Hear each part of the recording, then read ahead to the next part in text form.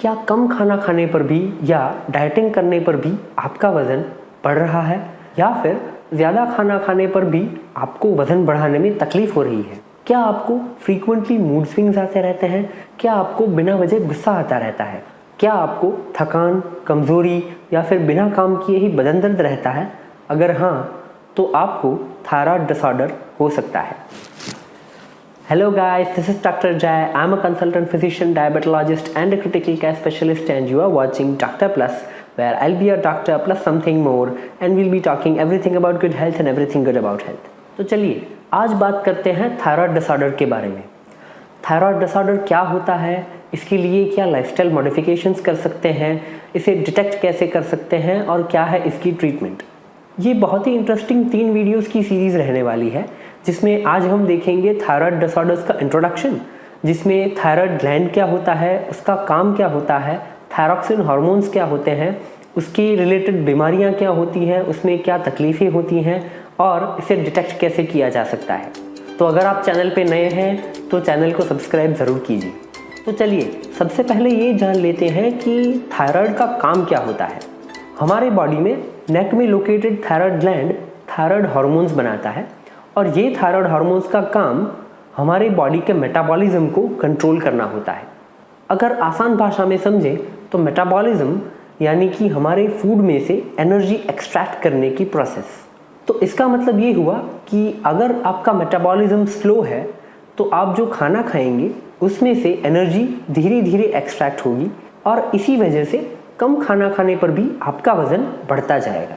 And in the other case hyperthyroidism में, जिसमें आपका मेटाबॉलिक रेट ज़्यादा होता है, आप अगर ज़्यादा खाना भी खा लें तब भी वो जल्दी से मेटाबॉलाइज हो जाएगा और आप वेट गेन नहीं कर पाएंगे। मेटाबॉलिक रेट का या मेटाबॉलिज्म का डायरेक्ट कनेक्शन हमारे थायराइड हार्मोन से होता है। Thyroid hormones are known as the directors of our metabolism. तो अगर आपको हाइपरथायराइडिज्म है, यानी कि आपके थायराइड हार्मोन्स ज़्यादा हैं, तो आपका मेटाबॉलिक रेट ज़्यादा रहेगा और आपका वज़न कम।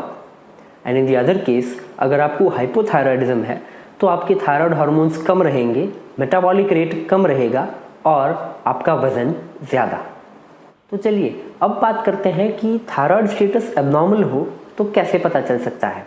सिर्फ वज़न कम ज़्यादा होने पर थायराइड स्टेटस एबनॉर्मल हो ऐसा ज़रूरी नहीं है, और थायराइड स्टेटस एबनॉर्मल होने पर बॉडी वेट भी एबनॉर्मल हो ऐसा भी ज़रूरी नहीं है। तो एबनॉर्मल थायराइड स्टेटस चेक करने के 2 तरीके हैं। पहला, आप ब्लड टेस्ट करवा सकते हैं ये देखने के लिए कि आपके थायराइड फंक्शन नॉर्मल है कि नहीं। इस टेस्ट का नाम है थायराइड फंक्शन टेस्ट। दूसरा रास्ता ये है कि आप ये देख लें कि आपके अंदर थायराइड डिसऑर्डर्स के साइंस एंड सिम्टम्स हैं कि नहीं। In both these cases you will need a doctor consultation. पर डॉक्टर कंसल्टेशन की ज़रूरत है कि नहीं वो ये वीडियो से पता चलेगा, तो वीडियो आखिर तक ज़रूर देखिए। तो चलिए थायराइड डिसऑर्डर्स में कौन से साइंस और सिम्टम्स देखने हैं ये पहले चेक कर लेते हैं। फर्स्ट, वेट गेन या weight loss. Second, mood changes या इरिटेबिलिटी। थर्ड, ईजी फटीगेबिलिटी यानी थकान। फोर्थ, टेकिकार्डिया या ब्रेडिकार्डिया यानी हार्ट रेट जो 60 पर मिनट से कम है, या टेकिकार्डिया यानी आपका हार्ट रेट 100 से ज़्यादा है। फिफ्थ, डिप्रेशन, एंग्जाइटी, ओवरथिंकिंग या स्ट्रेस टेकिंग बिहेवियर।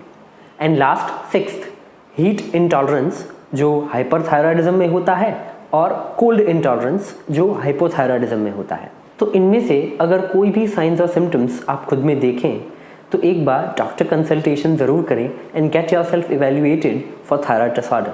अब एक बहुत ही इंपॉर्टेंट बात, थायराइड प्रोफाइल के आपके रिपोर्ट आने पर एक कन्फ्यूजन पेशेंट्स को हमेशा रहता है, और वो ये कि फॉर एग्जांपल अगर आपको हाइपोथायराइडिज्म है यानी कि आपके थायराइड हार्मोन्स कम हैं, तो आपका TSH यानी कि थायराइड का रिपोर्ट ज़्यादा आता है।